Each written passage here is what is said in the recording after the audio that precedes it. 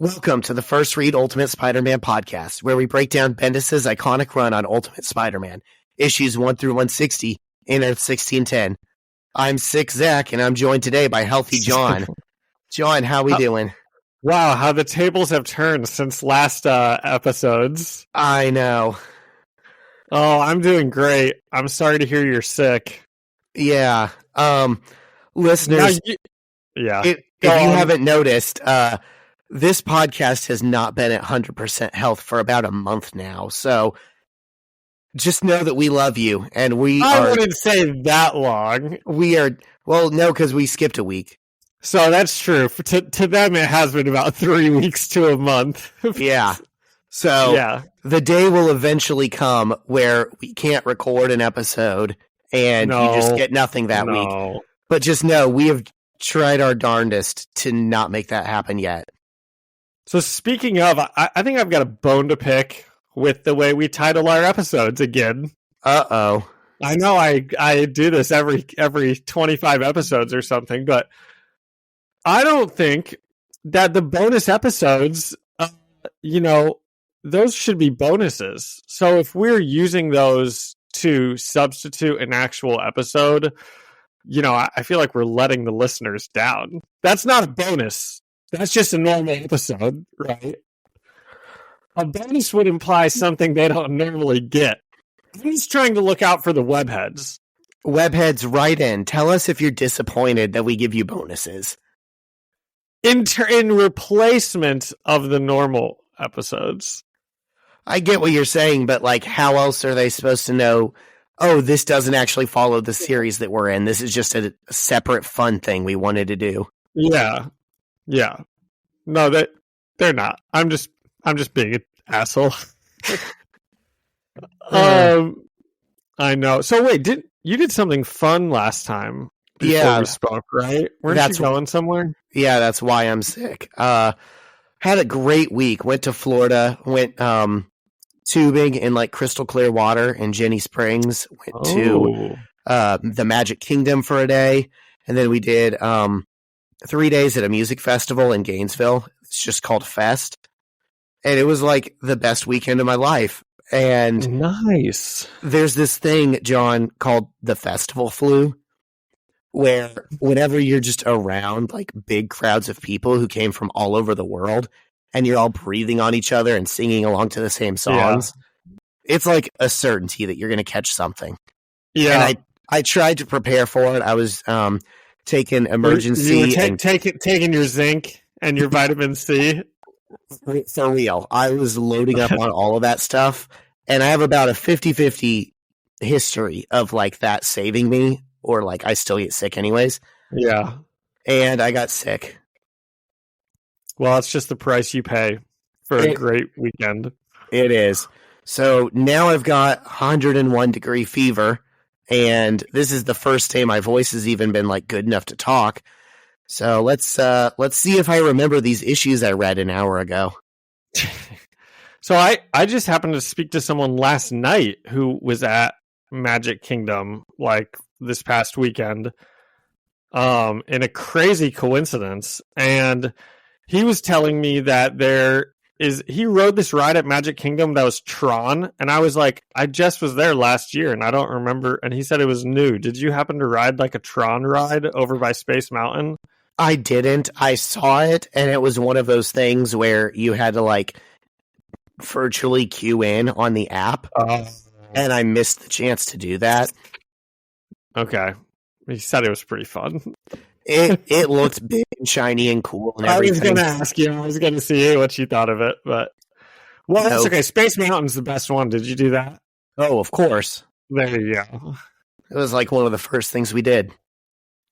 Well, what were you up to? Did you do anything fun? Oh my gosh. Have I? No. I told Zach I was sick also. We both got sick. I had COVID, as the listeners know, and then the students got me sick when I went back to school. So, but now I'm at peak health. I had some Sudafed, and my doctor prescribed me something, and I'm all better, Zach. Well, so that's good. My recommendation. Sudafed, the kind that you make meth with. not the other kind. That doesn't work. My doctor told me. I didn't know you can make meth with Sudafed. Really? Was that on Breaking Bad or something? I did. I guess I just missed that part. Yeah, they like keep the Sudafed like behind the counter, even though it's like an over-the-counter drug, because they don't want people coming. Anyway, that like brings me to something I was gonna say for the end of the episode. Should we just talk about it now? Sure. I have been watching Better Call Saul. Have you ever seen that? Oh, dude, I tried it like early on when it was coming out, and I just could not get into it. Really? Okay. I'm pretty I'm binging it right now, you could say. You know, it's not nearly as good as Breaking Bad, but I'm still hooked. Yeah. So it's pretty good. Maybe give it another shot, or you don't have to. It's fine. That's good. I will say I haven't had the chance to watch any TV, but when I do, I am excited to watch Gen V because I was gonna say put Better Call Saul on the list below Gen V and Loki on your to watch list. Yeah. I keep seeing people on Twitter say Gen V is like the best depiction of X-Men they've ever seen, and like, oh, this character is such an Emma Frost, and I'm like, if you want to sell something to me, that's what you say. It's really, really good. And the finale is actually tonight. The finale will be available like in a half hour. So the second we hop on, this was another thing I was going to talk about after the show. We're getting into all this stuff too early, Zach. Oh no. But like as soon as we hop off, I'll probably watch that. And I'm sure it'll be awesome. Nice. Yeah, so I'm looking forward to starting that. Yeah. You know what I have been watching lately though? What? The second season of The Wheel of Time. Have you ever given that a chance? No, I don't even know what that is. So it's an Amazon show. It's like based off of this like series of fantasy books that my sister read a long time ago and told me about, and it's pretty good. Apparently the books are like way better than the show. A lot of people don't actually like the show, but I like the show, so I'm like, wow, the books just must be really good because I think it's all great. So basically it's like the world keeps kind of reincarnating and going through like these different ages and life cycles on like an endless loop. So like it technically takes place in the same world that we're living in now. But depending on how you think of it, it's either way in the distant past, like before any recorded history we know, or it's way in the future. So like some of the stuff that like from our world has kind of survived onto them, either as like relics that they don't understand or like as like myths that have kind of been changed up a little bit.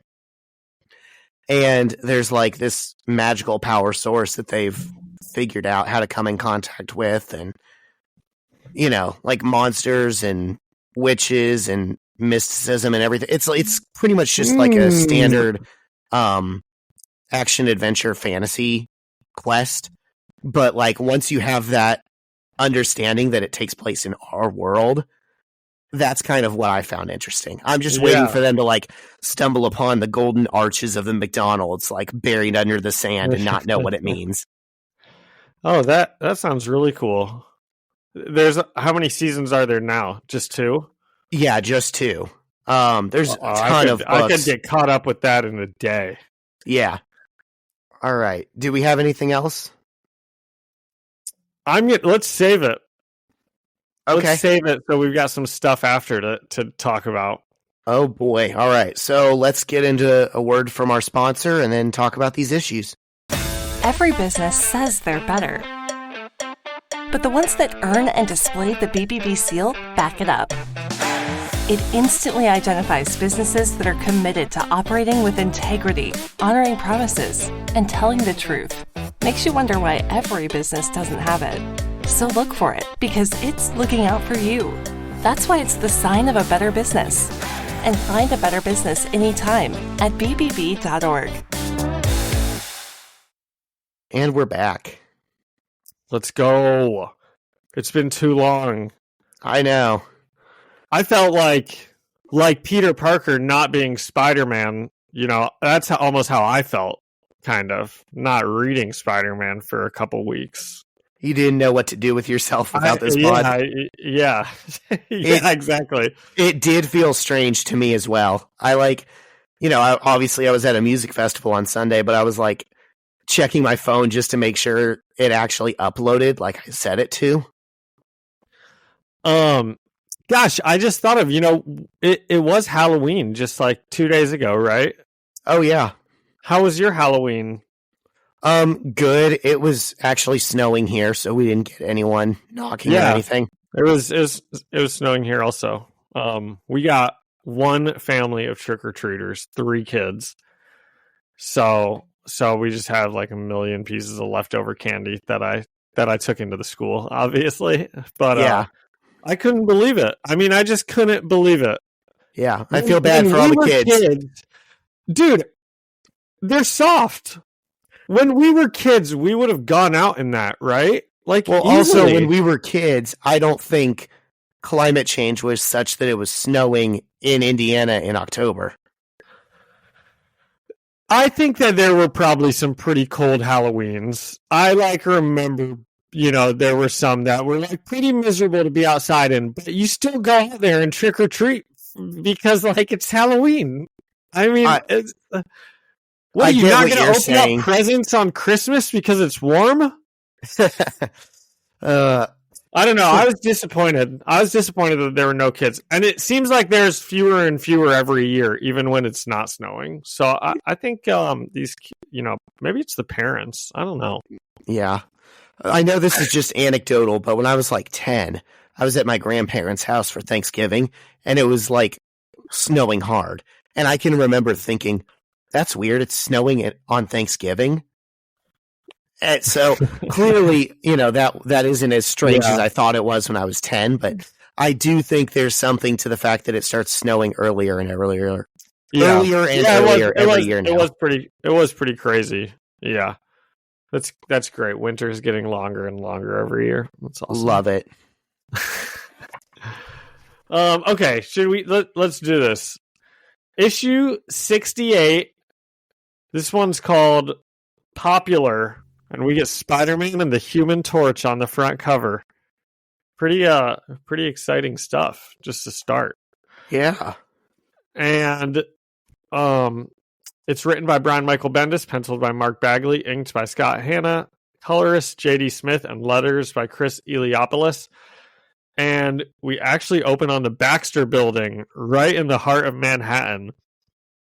And Reed Richards and Sue Storm are talking to Johnny. And I wrote this at the time, but what is the full-on relationship of the Fantastic Four? So Johnny is Sue's brother.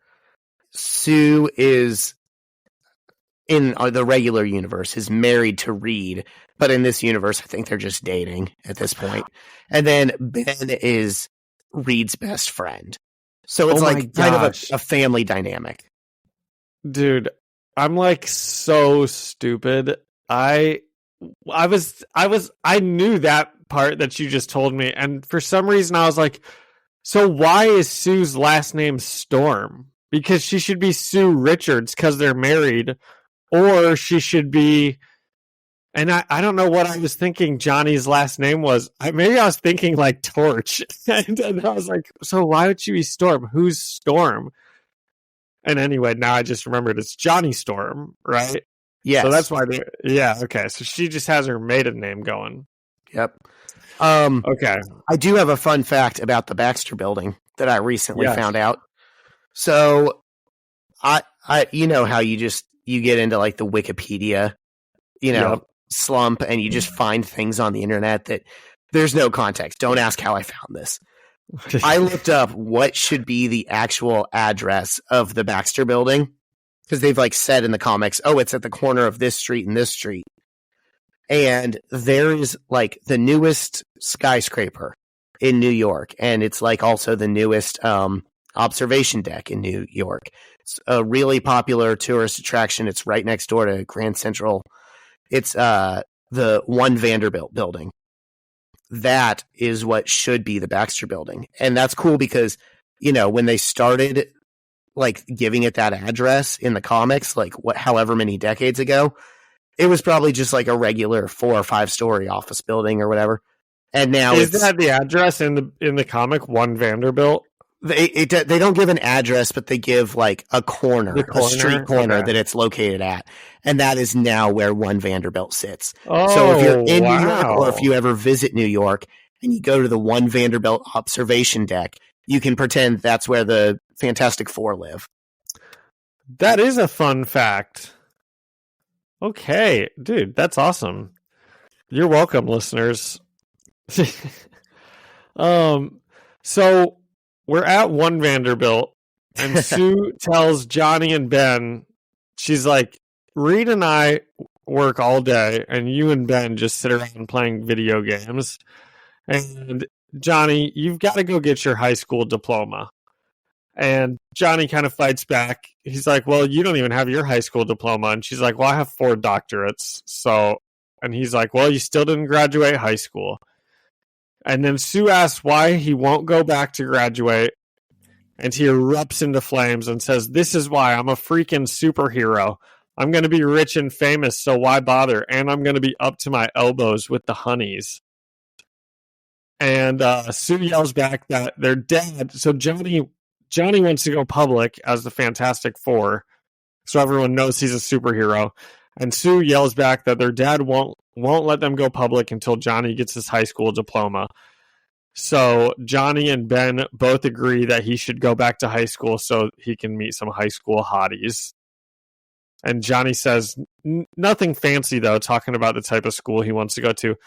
Just some, and it's kind of, I think it's kind of funny how they do these lines, because we kind of like see it zoom out from our perspective of their conversation as he's like, nothing fancy, just some normal high school, in the middle of Queens. And I don't know, it does a fun job of like leading you in to be like, oh, okay, he's about to go to high school with Peter Parker.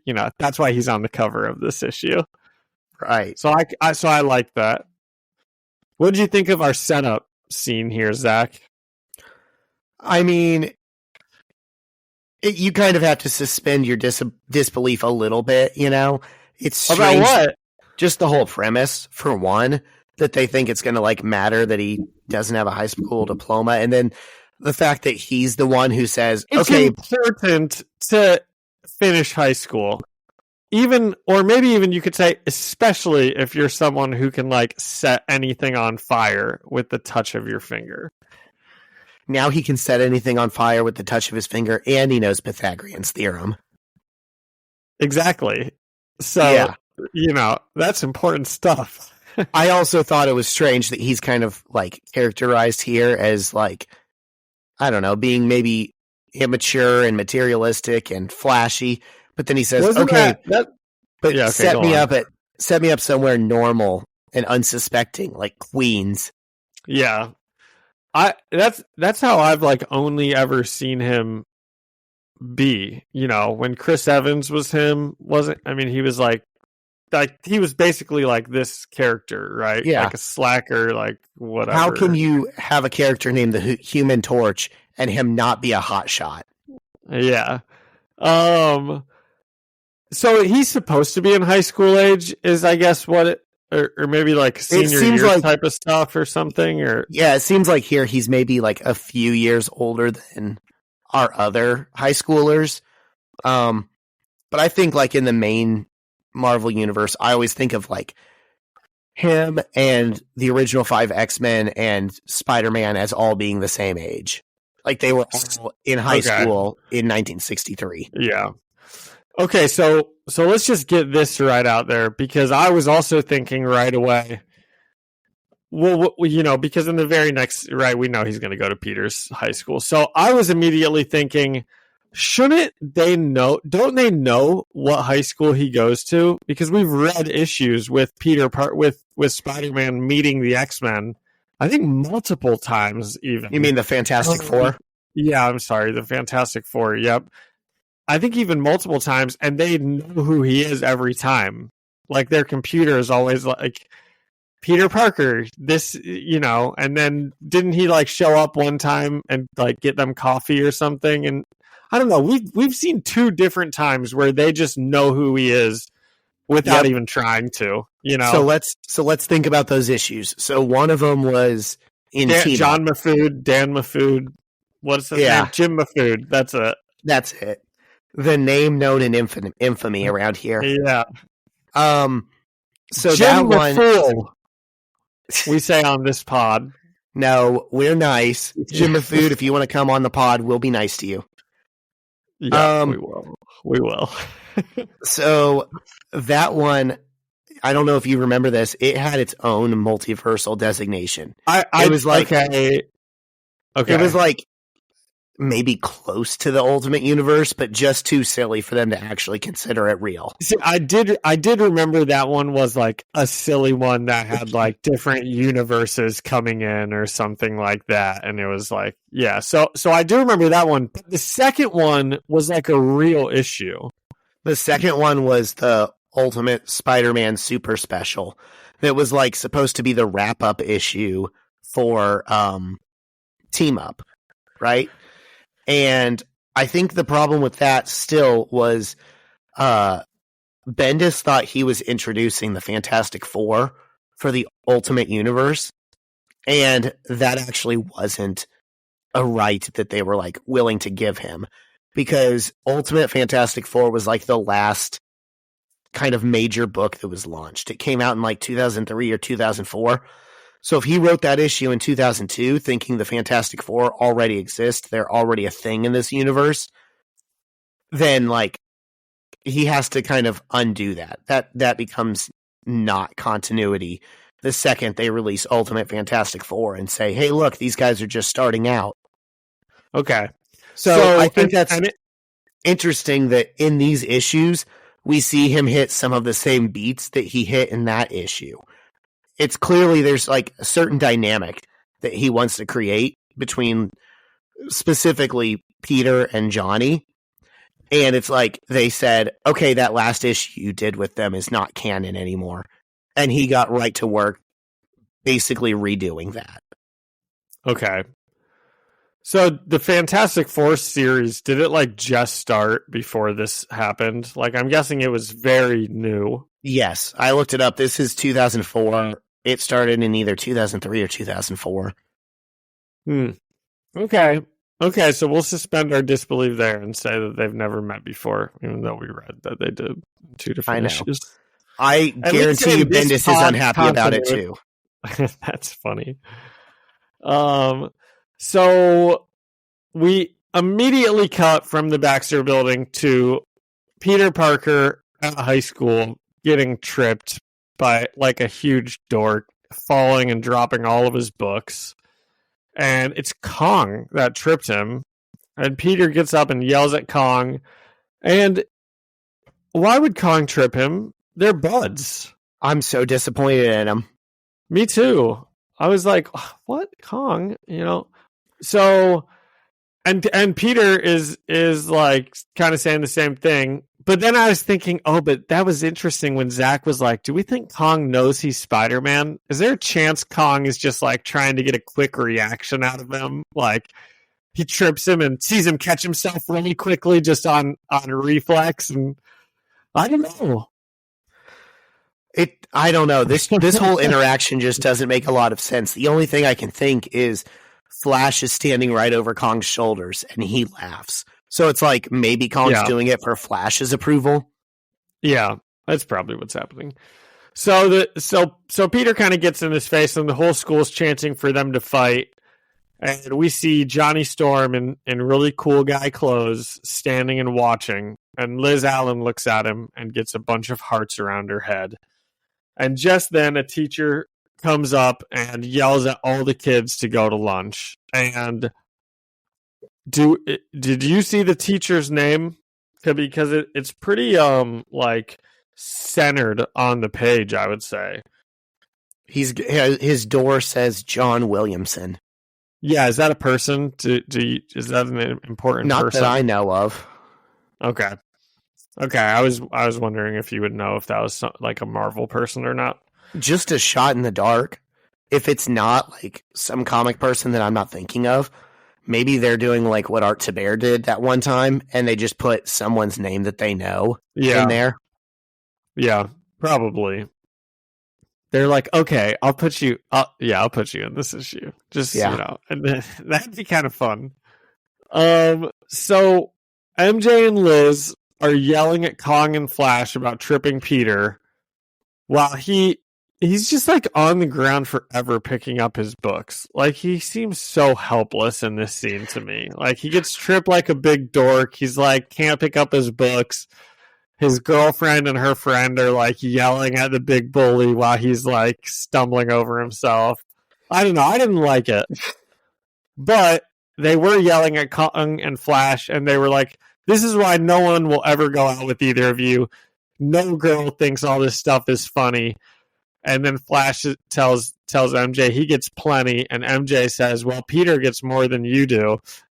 And Flash says, he not in these exact words, but he says it's about quality, not quantity. And man, that's pretty clever. That's a pretty quick comeback there from him. And that's like MJ freaks out. That's like the most brain cells he's used this entire series. I was like, he said that, and I was like, "Ooh, that's a good one. He got her." I like the panel. Not that MJ is not quality, but it's just a good little comeback. It's mean, but it was kind of funny. And then we get a fun panel of her face just dropped, like she can't believe Flash just got her. Yeah, and Peter has to like hold her back as she's like trying to like kick and run after him. But once again, not only Peter, what are you doing? You're not standing up for your girl. You just like got punked so hard, and he did the same thing last issue. It was Flash giving MJ a hard time and getting in her face, and he just stood by watching. Dude, just because you're like a superhero doesn't mean you can't just like be a normal person also. You don't have to be this pushover in real life. Sometimes you can stand up for yourself and your girlfriend, but he's got no compunctions fighting a dude in like a suit with powers, but he just is like the world's biggest pacifist at just school. Go give him a shove, Say, hey man, not cool. He just called your girlfriend like easy or slutty or something, like you have some sort of a response. But anyway, it's cool. So Liz tells Peter, so Flash and Kong walk away, and MJ, Liz, and Peter are all there. And Liz is like, Peter, go away really quickly. I have to have a girl talk with MJ. And from where they are talking, Peter can hear that she's asking MJ to go and talk to this new cute guy at school for her. And MJ's like, no. And she's like, yeah. And she's like, Liz, guys like self-confidence these days, okay? And she's like, Peter, come over here. And Peter and Liz are both like, oh, no. And she's like, Peter, don't guys like self-confidence these days? And oh my gosh. And Peter's like, guys like skanky outfits. So Liz begs MJ for help, and MJ says that he's too hot for her anyways. He's just going to be a jerk and treat her badly. And Peter is like, that's a stereotype that us hot guys don't really appreciate. I'm offended by that stereotype. And also, that's so mean to say to your friend. This guy's too hot for you. When she started saying that, and she's like, he's too hot for her, I was like, oh my gosh, that's so mean. And then she was like, he's gonna be a jerk, and that's what she means. They don't even know the guy. Mean. Yeah. But man, this issue's it's rolling with the jokes, and I'm digging them. They're landing, at least for me. So we're in the cafeteria, and Johnny's eating all alone, and his food is kind of cold, so he gives a little zap with his finger to heat it up, and he immediately gets a phone call, and it's Reed Richards telling him not to use his powers, and it turns out the watch he's wearing is a monitor. And just as they're talking, MJ walks up to the table and Johnny hangs up the phone. And gosh, is this like a bit early for cell phones? Is that supposed to be like some advanced technology that's like a cool thing to have? You know, like Reed Richards must have made this. Or were cell phones around back then? I think it's definitely a status symbol. I think in the last scene, we saw that he was like maybe texting on it in school. Yeah. And I think that was supposed to be kind of a status symbol. I don't know. You were older than me in 2004. Let's see. 2004. People are probably getting cell phones about that time because I got one later than a lot of my popular peers. And I got it the summer going into high school, which I think would have been 2005. So they're probably pretty new at this point. Kids having cell phones. Yeah. So, okay. Not everyone would be carrying it. He's a cool guy. He looks the part. Yep. I think. So MJ walks up to the table and she's like, "Hi, my name is Mary Jane Watson Parker." And that's kind of a throwback joke because Liz, when Liz, Peter, and her are talking earlier in the issue, she's like, "Okay, Mary Jane Watson Parker, you guys are so getting married." So now Mary Jane walks up and she's like a little flustered because this guy's so cute. And she says her name's Mary Jane Watson Parker. I mean, Mary Jane Watson. And then they have a bit of back and forth, and they're kind of flirting just a little bit. And MJ's like, I'm not interested in you. I have a boyfriend, and Peter is a great guy.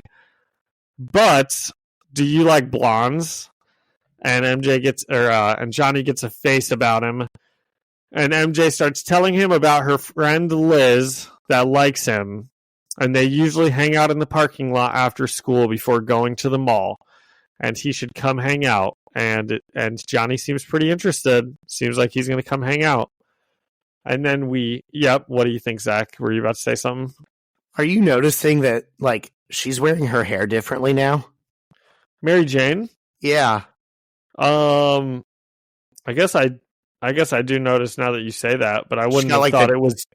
I wouldn't have thought it was different. I would have just thought it was like, I don't know. Does she always wear it in the same style every issue? She hasn't had these two really long bangs up until this issue that I've noticed. It's got me wondering, was that like in vogue then, or is that supposed to look like some celebrity? No, I don't know. It's a nice little style. Yeah. I like the fact that in this series, people can kind of change up like how they wear their hair or what clothes they're in or whatever. But yeah. I didn't know if this was meant to be anything more than that. So we're in the parking lot, and Liz and Johnny are talking. They're already like talking in the distance, so they're like hitting it off. And MJ is like, "You know why I'm being so cute lately? Because I'm hoping you snap out of it." And Peter says, "I will." Gwen's still dead. And Mary Jane tells him that it still isn't his fault and that she misses her too. And then they say that they love each other, and it's kind of nice and sweet, you know. Peter's obviously still, you know, pretty broken up about everything.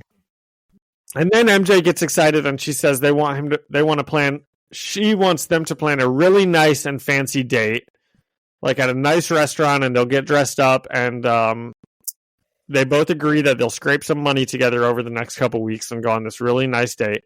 And they're totally happy and smiling. And MJ says, "Wow, I really like this you not being Spider-Man so much anymore thing." And Peter kind of turns away. And I don't know what his like deal is. No, not his deal, but what emotion he's conveying here. Like sadness or maybe like even like a twinge of like embarrassment that he messed up. I don't know, or just like I was thinking the first maybe thing I thought was disgusted, but it's not disgusted. Definitely, it's just he just turns away. He just can't stand to hear that kind of. I think for some reason, I don't know. I read it as maybe conflicted, like he knows he probably should be Spider-Man. Yeah. But there's nothing in the text that supports that. That's just like how I want to read him. Yeah. And so Peter turns away and MJ is like, oh, see what I did there? I had you and I lost you. And then they both get called back over by Liz. And Liz tells them that she got a date with Johnny. They're going to the beach on Friday, but MJ and Peter have to come also. So MJ looks at Peter and she's like, we're going to the beach Friday night. And Peter's not very interested. He just says, meh. And MJ and Liz look at him and MJ says, bikinis. And Peter's face lights up and he's like, okay. Real quick, did you catch what beach they're going to? Without even looking, it's Rockaway Beach. Because it's a song. That's the only reason I remember that. Yes. So, again, there's always like an inherent connection between the Ramones and Spider-Man because they're both from Forest Hills, New York. The Ramones recorded a cover of the Spider-Man theme song. Like, any way they can work in a subtle Ramones reference into Spider-Man comics, a lot of writers will do that. Wow. There have been a lot of good fun facts in this episode so far, I think. Look at me. I'm like a Snapple. And we're not even halfway done. I don't know that I have any more, but just think on those. Mull that over. Even two is a good amount, I think. Yeah.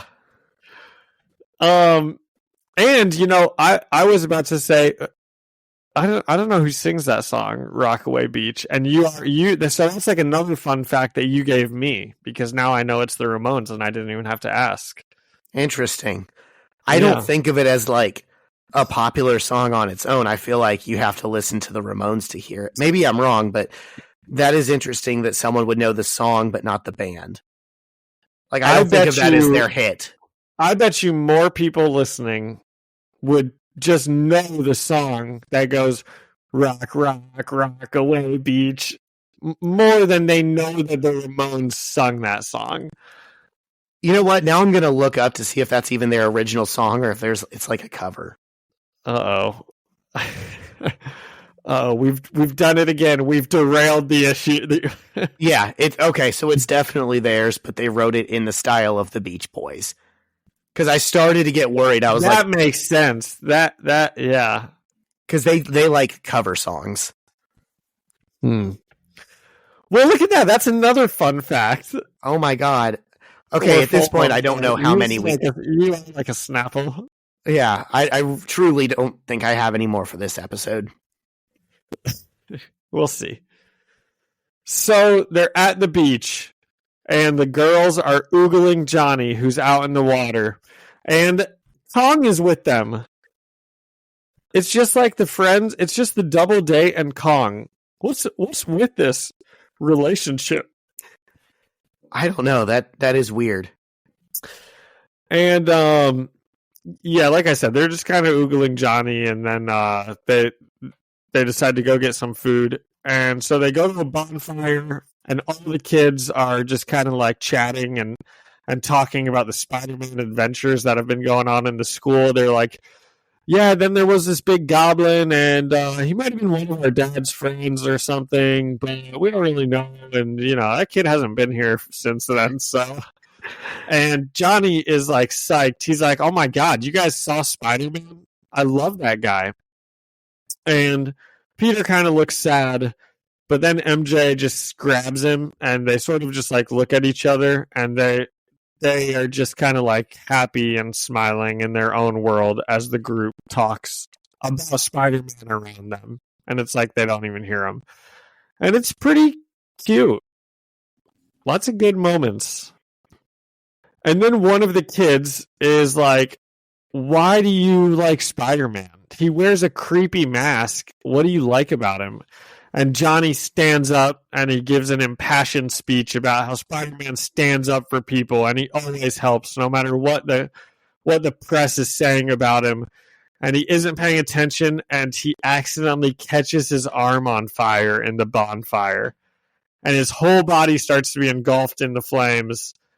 And then we see Johnny in like full-on Human Torch mode. And he says, I can explain this.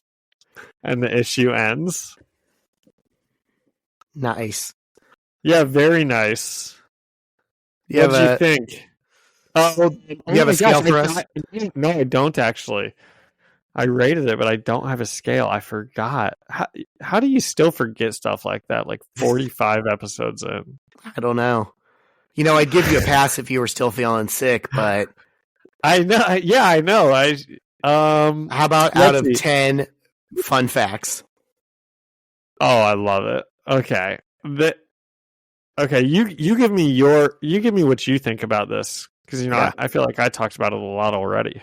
I'm gonna give it an 8.5 out of 10 fun facts. Why? Oh man, I just eat up the high school drama bits of this, and I was really excited to see Johnny get introduced to the friend group. It feels like the friend group has been so stagnant for a while.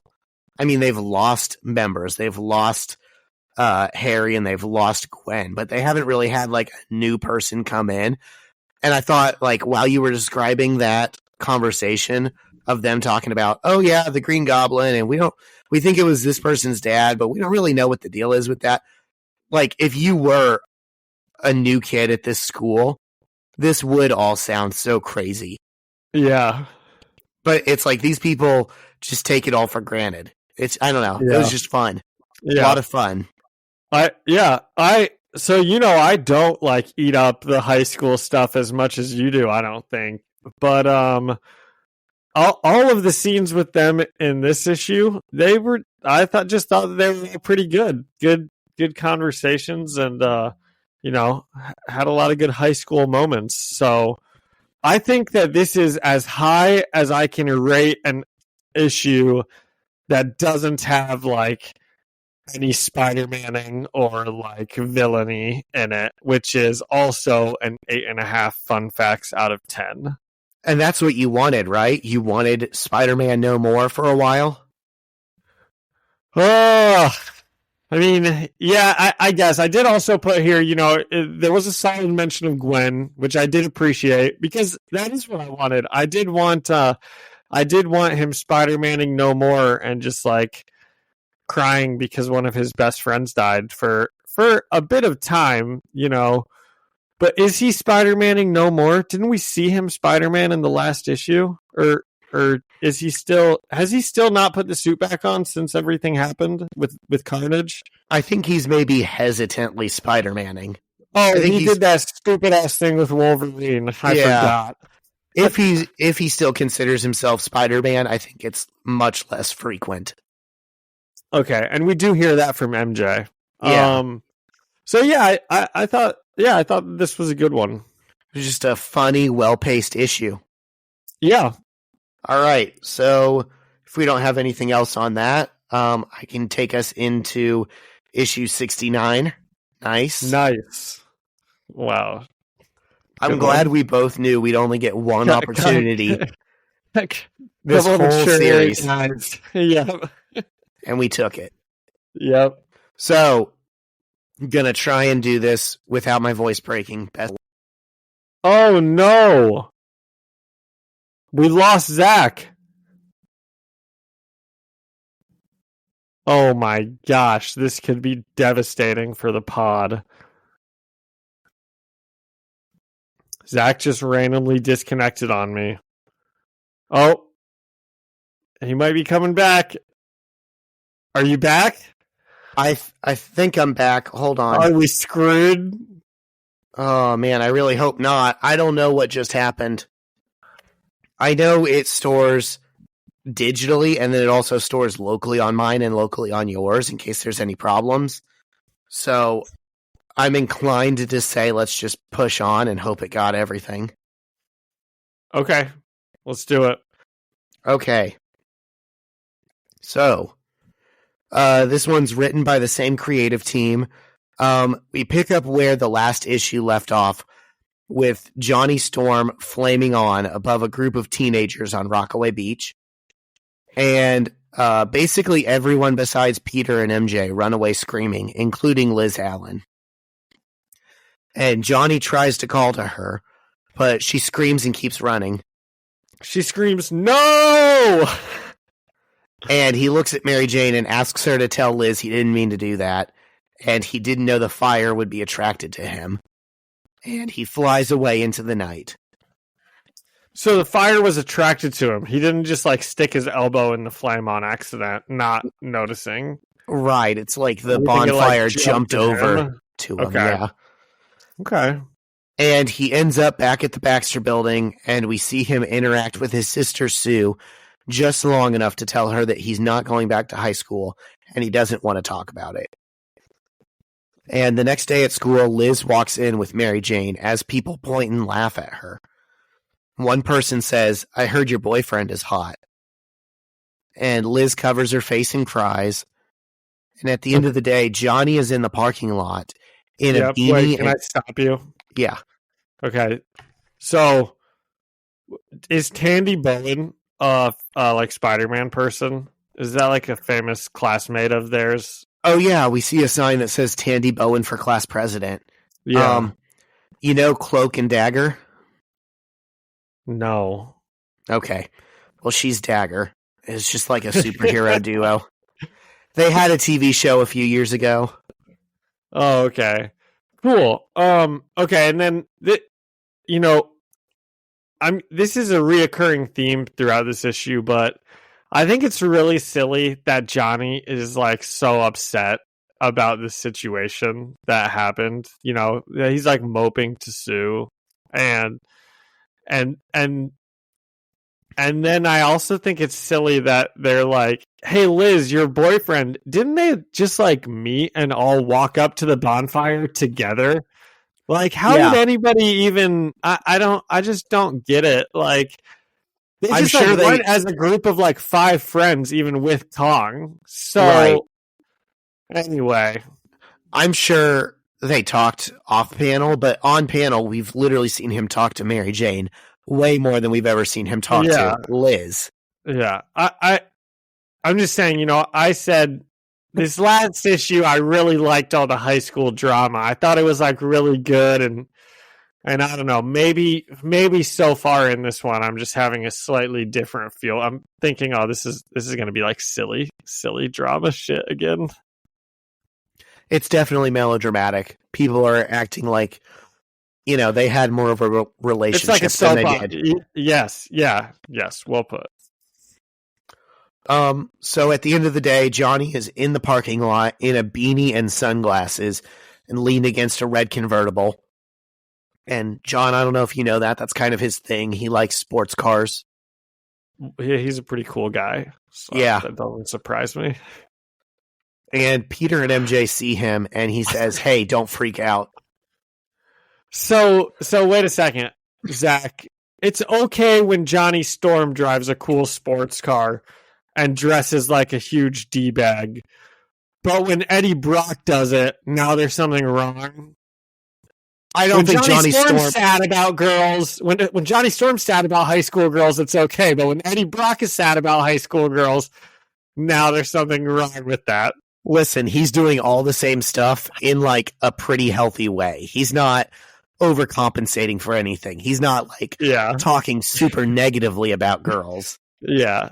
But that is funny. I don't think they mean to draw that parallel, but it's there. No, I don't think so either.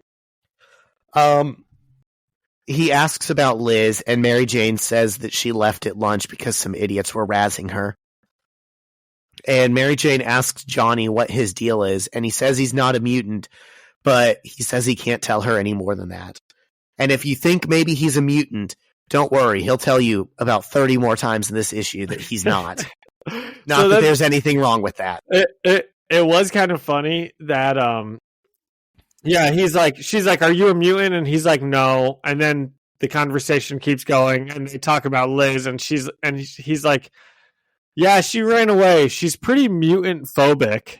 And he's like, "I'm not a mutant." And it's like, shouldn't we be chastising Liz for that instead of just being like, "Oh, but I'm not a mutant, so it doesn't matter," you know? Yeah. Shouldn't it be like, "Oh, she's mutant phobic. Okay, that's kind of messed up, but I'm not a mutant." So, right. He's not even bothered by it. Yeah. Peter says he thinks he's read about Johnny somewhere before on some website about superheroes. And Johnny says he hates that site and that he even knows the name of the guy who runs it. And MJ asks if he's a good or bad guy. And Johnny says he's not a bad guy. And then Johnny asks her if Liz is ever going to talk to him again. And MJ says, this is where she says she doesn't know. Liz is kind of mutant phobic. And then Johnny yells, I'm not a mutant. And MJ says Liz just has some issues and is scared of lots of things. She says Liz was afraid that she's a mutant, and at first she thought she lit Johnny on fire. That kind of gives us a little peek into the psyche of Liz. That is kind of interesting. Are you saying you think she's been worried about being a mutant for a long time now? Maybe, yeah. And maybe she is just like nervous that she like is gonna like blow stuff up or something, and she's like scared of herself. I don't know. It made me feel a little bit bad for Liz when I heard MJ say that. Okay. Well, this girl imagine living in this world, Zach, where so many people have random powers. You know, you like walk by a street corner and, you know, the light goes out and you'd be like, holy shit, did I just make that happen? Like, weirder things have happened, you know? Right. So, I don't know. My thing is, we've already established we don't believe her story that her uncle was a mutant. Oh, yeah, that's right. So this just feels to me like one more lie she would come up with. Yeah, probably. That's funny. Because now the story's changing. Like, why don't you like mutants? Next week, it could be some third reason. Yeah, it's not that I don't like them. I think maybe I even could be one, you know? So I don't not like them. Right. How could she? Yeah. Yeah. It seems like she's just grasping for straws. Johnny tells them he's not coming back to school and asks them to pass along a message for Liz to meet him at the Andrew Park playground at 5:00 to talk. And he says, tell her I thought she was cool and cute. Just tell her. Sorry, guys. And he drives off. He's such a dweeb. I think that this is so, like, goofy. But isn't it kind of like in a way that makes you like him? Dude, I don't know. He feels like a dweeb in a similar way that Peter is a dweeb. He's only met her for like 15 minutes, you know? Yeah. And he's like, I'm dropping out of school. Just tell her I'm sorry, and tell her I like her, and just tell her I think she's cute. And it's like, okay, man. Yeah, we will. In the issue's defense, later on, he says something like, I haven't been meeting a lot of girls lately because of my power. So no, I have comments for that one too. Okay. He's just like, well, since you brought it up, but later on he's like, I'm just so sad. I haven't been able, this is how I read his voice. When you read it with like, I'm like, I'm so sad. I just haven't been able to meet any girls ever since I was a superhero, and I just thought I'd be meeting girls. Anyway, I like him. I'm just giving him a hard time. He's just a teenager, man. You know, yeah. They think everything's the end of the world. John likes him, but you'd be forgiven if you didn't think so. I'm just having fun.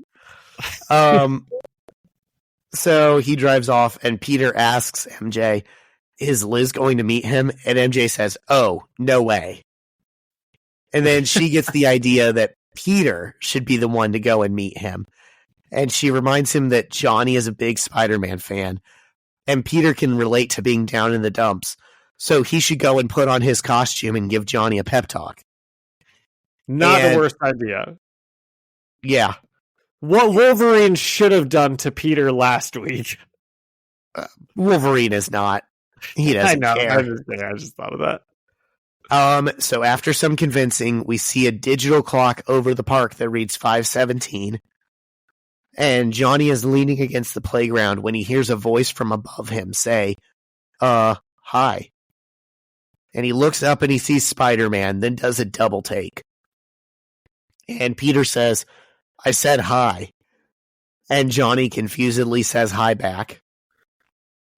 And Peter asks him if he's all right and makes up a lie that he can sense other superpowered people and was swinging by when he noticed Johnny. And he says he knows he has powers and saw that he was looking down and wanted to make sure he wasn't thinking about doing anything stupid with his powers. And Johnny says that he's just there to meet a girl, but it looks like she blew him off. Do you think MJ even told Liz about this meeting? Or she was just like, no, you're going as Spider-Man? Or did she give Liz the option to go and meet him? See, at first I thought, oh, come on, at least tell Liz, at least give her the option to, like, show some growth and development. And I think that's what the 5:17 is supposed to indicate. I think they gave Liz, like, a solid 17 minutes to show up, and then Peter jumped in. Oh, okay, I like it. Yeah, that's actually pretty good. Yeah. That's like a good leap of logic that I think they probably did intend. Yeah, because Peter knew that Johnny would be there at 5:00. So why did he wait 17 minutes? Yeah. And Johnny says it's annoying because he hasn't met any girls since this whole thing started. Yeah, that's the scene I was referring to. Yeah. And Peter asks what thing. And Johnny says he's not allowed to say, but he'll show him. And his hand suddenly bursts into flames. I said, almost like he's some kind of human torch. And Peter asks if he's a mutant, and Johnny says that he's not, but he can't say any more than that. But he does say not that there's anything wrong with that. Right. Which once again is our like Seinfeld reference to that episode about And Peter asks him why not, and Johnny says, well, not to bum you out, but basically you kind of showed the worst case scenario as for public perception. So we're putting together something a bit more palpable. And as they're talking, they hear a boom in the distance and see smoke. And Peter starts to swing towards the danger, saying, I'll see you later. And Johnny calls out to him to wait and says, I'm going to lose this jacket. I love this jacket. And he takes it off and hangs it from the top of the playground and says, nobody steal my jacket. Then flames on and follows Peter while saying, Reed's going to kill me, but what are you going to do? And he arrives as Peter pulls a woman from a burning building. And she says she's the babysitter and the baby is still inside. And Johnny channels the flames out of the building and around himself just long enough for Peter to get in and save the baby. And Johnny flies off, and later Peter meets him back at the playground. And Peter asks him if he's okay, and Johnny says, okay, that was so awesome.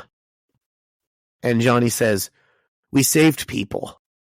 And Peter asked him, first time? And Johnny says, yeah, kind of like that. I mean, people in trouble. What have the Fantastic Four been doing? Probably some science shit. And actually, that kind of brings up a question I meant to ask at the start of the first issue. When Sue is like, Reed and I are doing all the work. You guys just sit around and play video games. What should they be doing? You know, like they're not super genius scientists. Right. Yeah, that's a good point. Anyway. So they've just so they haven't been like saving people. They're like really early, or they just do like science stuff in their issues, or I think he's implying that they have saved people. They probably like closed some gate to the negative zone or something. Okay, but not like on the ground. Right. I think this is his first time like seeing the fruits of his labor. Okay. And Johnny notices that his jacket is still there, and he thinks that's cool. And Peter asks him about his suit, and Johnny says it's made to not burn up, but he can't tell Peter what it's made of. Not like he knows anyways. And just then, cops pull up to the playground, and Peter says, we gotta go. They're gonna blame this on us. And Johnny says, or maybe they just want to say thanks. And we get a close-up of Johnny's look of shock as an officer yells, "Police, freeze!" And it's implied that the two run off, and later they meet back up on a rooftop. And Johnny says, "Well, there goes my jacket." And Peter tells him half of the people will be glad they're out there helping people, and half will be scared out of their minds. And Johnny says, "I don't care. It felt good." And Peter says, "Good, because I was just going to say that that's the trade-off." And Johnny asks him what he means, and Peter says, "The girl who didn't come today, the jacket you lost, it's the trade. It's the cost for what you got to do today." And Johnny says, "But it's worth it, right?" And Peter tells him, "Well, yeah." And then Johnny thanks him and says to swing by once they go public so they can do this again sometime. And Peter asks, "How will I know when you've gone public?" And Johnny says, "Are you kidding me?" Before flaming on and flying off into the distance. Peter makes a pretty good superhero mentor, I think. I know. Was this similar to... Did Peter get like a speech like this from Daredevil? Is that what Daredevil's the one who told him to hang it up, that he was in over his head. He got a similar speech to this from Johnny. From Johnny Storm? Yeah, in that Ultimate Spider-Man Super Special issue that's now not canon. Did he really? So I think Bendis wanted them to kind of have like a peer relationship, but one of them is kind of mentoring the other one. And since that one got undone, he kind of flipped the roles now because Peter's been a superhero longer at this point. Oh, that's interesting. Yeah, I kind of like that at the end when Johnny's finding his superhero moral compass. Yeah. And I'll say later in the series, they're going to try and act like, "Oh, Peter, he's so young. He needs some guidance. He needs to, he can't be flying solo right now. He needs to be paired up with some other superheroes." This is like evidence right now. We're not even halfway through the series yet, and he's already like the mentor, not the mentee. Yeah. Just a little something to keep in mind. Well, I thought this one was a bit melodramatic, and there were some high school scenes I didn't really like. I think maybe it was supposed to be like a funny little like bit that Johnny says a bunch of times throughout this issue, like I'm not supposed to talk about it or something. Yeah, but that he's not a mutant. But I did keep expecting him to finally tell us what happened. I thought he was going to talk about it eventually. You know what I think that is? They want us to read X-Men. Fantastic Four. God darn it. Sorry. That's like, I feel like I'm going to do that again. Probably one more time. Yeah, Fantastic Four. Yep. That's what I was going to say. Is they're trying to sell that book. Yeah. Well, do you have a scale for this one? I do. So out of 10 things that Liz Allen is afraid of. Oh, wow. That's another good one. I have this one at a 7 out of 10 things Liz Allen is afraid of. I had it at the exact same rating, but I kind of want to go down to 6.5. Really? Yeah. It's like there wasn't that much, Spider-Manning for either of these issues, but I just felt like the first one was so much funnier and better paced. It definitely was. Yep. That's it. That's what I got. Okay. I wish he was staying at their school. I want to see some more Human Torch Spider-Man stuff. That would be fun. And he should be, right? Because he has to get his diploma from somewhere. Right. Or they're just going to give up on that. I'm guessing that storyline's just gone. I think so. Yeah. Okay, well, those were both pretty good. Yep. Oh my gosh. Am I looking at the next issue correctly? Do we get an Ultimates team up in the next issue? Spider-Man, Captain America, Thor, and Iron Man on the cover. Wow. Talk about a treat. And doesn't Spider-Man like hate these guys? Hasn't he like? Didn't he get mixed up with them for some like the Green Goblin stuff? So I mean, yeah, they did Ultimate 6. Yeah. I hate to spoil this for you, but the title is Strange. And the title is Strange? Oh my gosh. So I don't know that those particular guys are necessarily gonna show up. Oh, you just spoiled it for me. What is it all a Doctor Strange like hypnosis? To quote Johnny Storm, I can't talk about it. I'm going to swipe ahead really quickly and look. No, just kidding. I'm not going to do that. Okay. I closed out. I'm not doing that, readers, listeners. I'm going to read it just like you all next week. Yeah, as John alluded, next episode we're in Ultimate Spider-Man 70 and 71. Yep. And it's called Strange. And the Ultimates are on the cover. And Zach told us that they're probably not showing up. But we'll see. But they might.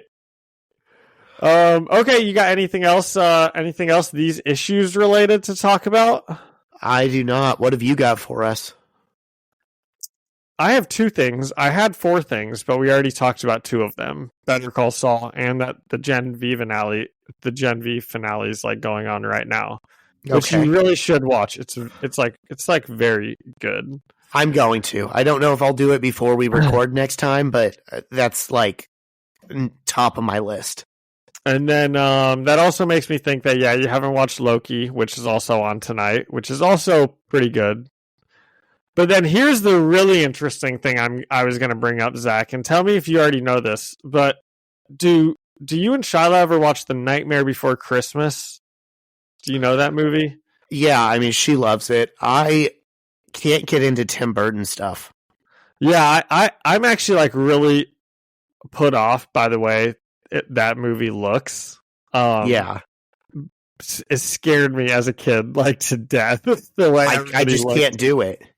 But it's pretty good. Elizabeth and I watch it every year because she really likes it, and it's pretty good. But the main guy, Jack Skellington. Yep. Do you know that that's Danny Elfman? And Danny Elfman is the one that like wrote and all the songs to that movie. And do you even know who Danny Elfman is? I do. I'm guessing that you do. But he did the soundtracks for all the Tobey Maguire Spider-Mans. And he did the soundtracks for so much else than that. I mean, I was like going through the movies and they're like Batman movies, and I mean, I can't even think of all of them right now, but he's done a ton. But he also did The Nightmare Before Christmas. So I found that out when Elizabeth and I were watching, and she was like, "You should talk about that on the pod." And I was like, "You know what? I will. I'll bring it up."